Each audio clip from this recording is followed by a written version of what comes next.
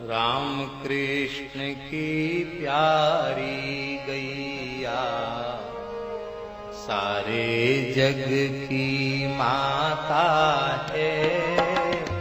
राम कृष्ण की प्यारी गैया सारे जग। सत्संग की बात हम कर रहे थे।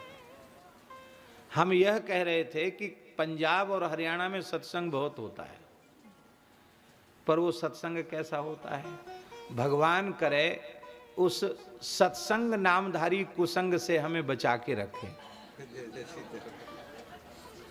नाम तो उसका सत्संग है, पर वो कुसंग से बढ़ करके।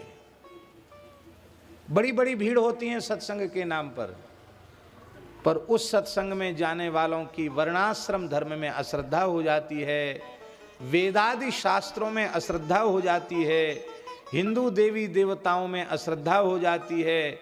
हमें परंपरा से जो मातृ पितृ परंपरा से पवित्र संस्कार प्राप्त हुए हैं, वे संस्कार भी हमारे नष्ट हो जाते हैं। हम अपने घर के ठाकुर जी को, देवी देवताओं को, अपने देवी देवताओं के चित्रों को भी उठा करके घूर पर पटक आते हैं। माता पिता से अलग हो जाते। महाराज जी बोल रहे हैं, नाम क्या है उसका? नाम क्या है? नाम है सत्संग। हम अपने पितृ पैतामही परंपरा से प्राप्त संस्कारों का ही संरक्षण नहीं कर सके। हमारी स्वधर्म में अश्रद्धा हो गई। एक मनः कल्पित परंपरा को हमने अपना धर्म बना लिया, स्वीकार कर लिया। रामकृष्ण में हमारी प्रीति नहीं रही, उनमें हमारी अश्रद्धा हो गई।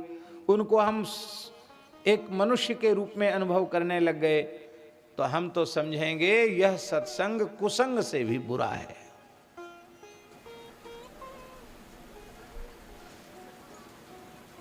इसलिए सत्संग की महिमा हम बोल रहे हैं, तो उसको जैसा हरियाणा पंजाब में हो रहा उसे सत्संग मत मानना।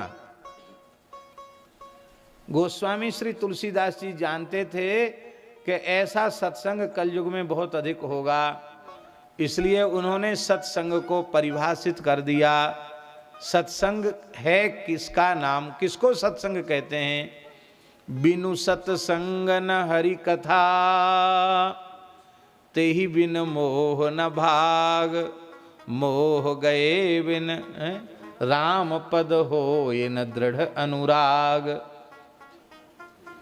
हमें ये गोस्वामी जी की वाणी बहुत प्रिय लगती है। इसलिए प्रिय लगती है कि कितना बड़ा काम गोस्वामी जी ने किया है कि वे कहते यदि सत्संग में हरि चर्चा, हरि कथा नहीं है, तो हरि और हरिजनों की कथा से विरहित जो सत्संग है वो सत्संग कहलाने के योग्य नहीं है। या तो भगवान की चर्चा हो या भगवदियों की चर्चा हो, भगवान के भक्तों की चर्चा हो, वैष्णवों की चर्चा हो, संतों की चर्चा हो। राम कृष्ण की प्यारी गैया सारे जग की माता है।